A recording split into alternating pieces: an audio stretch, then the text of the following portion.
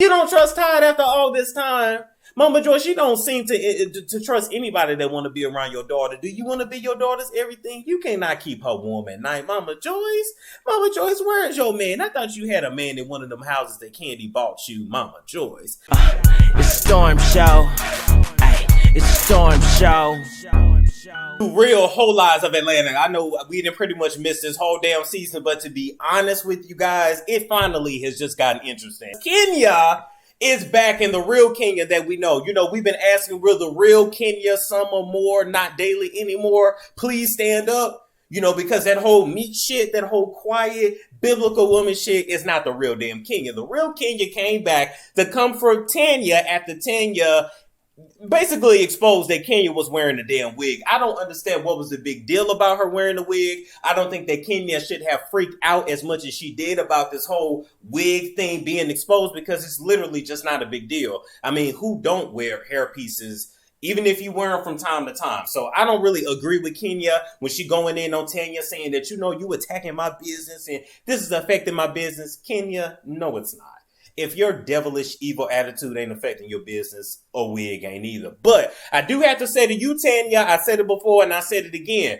I just don't think you belong on this show simply because you are not ratchet and gutter enough to be on this show. I ain't trying to have a Nene moment, but we gonna have one. In order to be on this show, no matter how classy you are and how much money you have in your bank account, you got to be a little gutter low to the ground, to the sewers with the snakes and the rats, to be able to really dig in somebody the way that they need to in order to make good television. And Tanya wasn't able to take it. She was sitting there at that table about to damn cry, and I just felt so bad for her, because it's like, Tanya, first of all, I know your name is Tanya, and that Tanya shit was definitely for your professional life and to, you know, to fit in more. I just don't believe it's Tanya.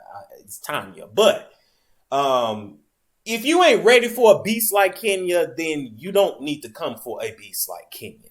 And I'm not calling her a beast physically, because she's a very attractive woman on the outside, but I just mean her aura, her look, her bravado, whatever you want to call it. If you ain't coming with receipts and thick skin and a quick mouth and a sharp tongue, then you might as well go home, baby. You could have stayed home in the bed, because you weren't ready for that. Now, moving right along, let's talk about this whole Cookie Lady, and Cynthia brought her around before. Cookie Lady. I don't even believe that this shit is real at this point. The Cookie Lady claims to have all this shit on Tanya's boyfriend. Oh, he tried to talk to me. Oh, he said he was single. Ma'am, if you don't have receipts, you can go ahead and go about your business too. Now, after that whole video audio tape scandal turned out to be fake, I really don't even really believe the Cookie Lady. I think that she's trying to get on the show and she's trying to get some camera time, and Cynthia then ate that shit up, and Kenya's eating that shit up too. Moving right along. Oh yeah, another thing too. The Cookie Lady, you was doing a little bit too much on camera.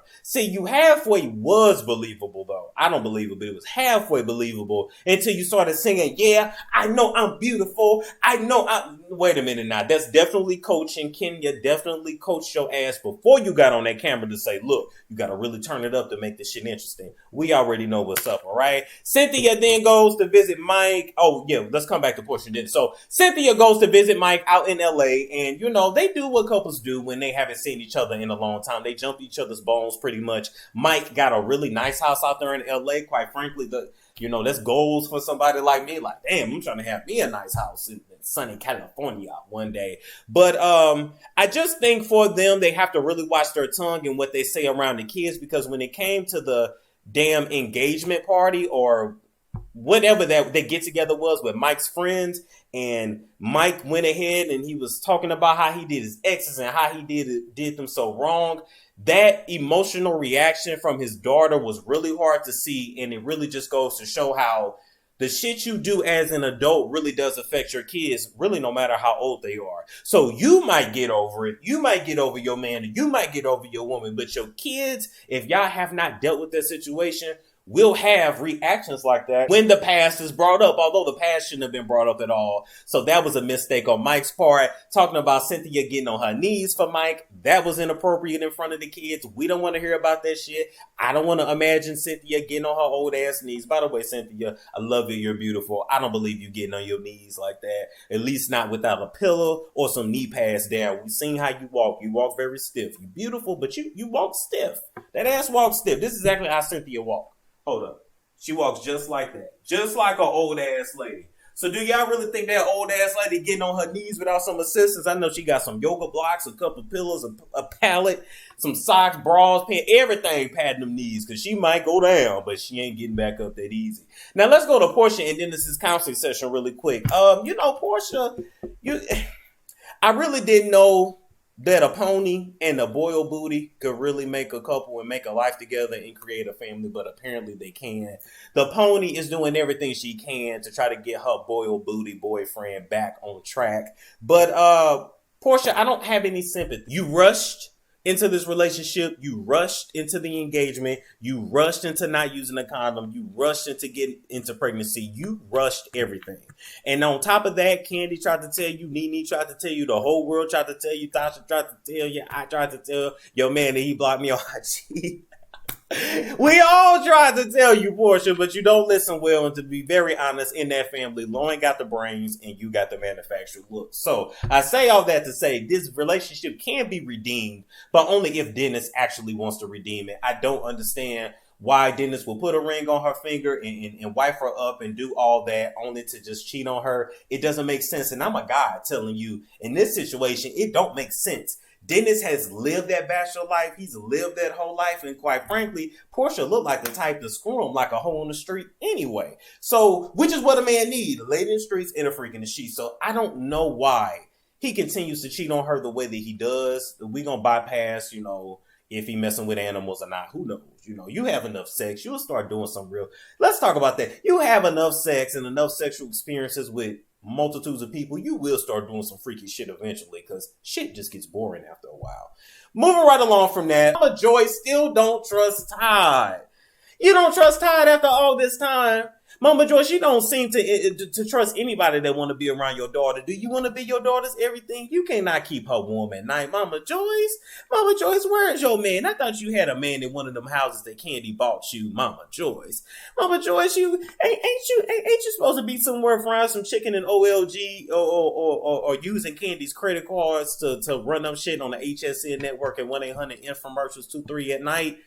Mama Joyce, ain't you supposed to be haphazardly trying to throw a shoe at somebody in the store? Or Carmen ain't round no more for you to try to beat up on her ass, Mama Joyce. Mama Joyce, why you try to run everybody out of Candy's life? Every man wants a woman. Mama Joyce wants a daughter. Why? Are you ever gonna let Candy live? Are you ever gonna let Candy make her own decisions, or are you gonna control her until the day that you leave this earth, Mama Joyce? Leave. Candy, 52 years old. At this point, you just gotta trust her judgment. And if she is not able to discern someone's character, then you failed as a mother. Then at that point, I mean, hell, that ain't even her fault. Shit. 52 years old and you still are trying to control who she's with, what she does, the money, this, that, and the third. Now, I do have to say this. Candy, if I were you, I wouldn't have even told Todd this information. This just opens up a whole new can of worms that you really didn't have. Well, old can of worms that you didn't have to reopen. Mama Joyce don't want to leave nothing to Todd when she dies. She don't have to, because that ain't her son. If she wants shit in Riley's name, that's her prerogative. But for Mama Joyce to still be putting shit in Candy's head, and for Candy to be regurgitating that to Todd, says that somewhere deep down inside, Candy still believes what Mama Joyce is saying. And I don't know why Candy won't stand up to her mama. I don't know why.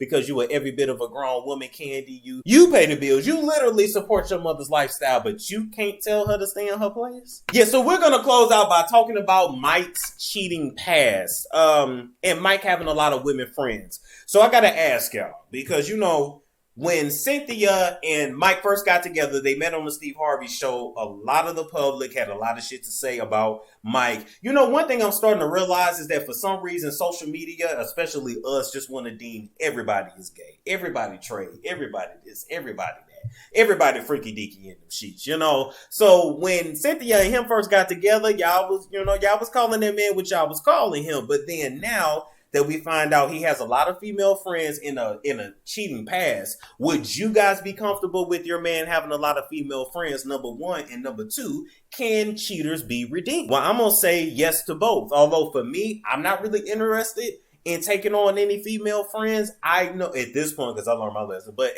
but I do know that people can redeem themselves. Every woman out there got evil in her. It's up to her to control it and tame it. Every man got a low down dirty dog in him. It's up to him to control it and tame it. And every man can be good, but he's only going to be good for the right one. Let me know what y'all think about the season. Let me know what you think about this episode down below and the season to come. Now that it's finally heating up and getting spicy, we can definitely come on here and talk about it. Make sure you like, comment, subscribe, and share if you care for reviews, roast, prescriptions, and the like. And I will catch you guys later.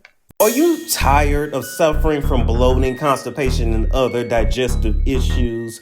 Are you ready to finally lose that food, but that just never seems to go away? Then consider using my colon cleaner. And yes, you heard me right, my colon cleaner. This colon cleaner is made of 100% organic psyllium fiber and has helped people reverse IBS, lose weight, and so much more. All of the information and contact info for the creator of my colon cleaner is in the description box below.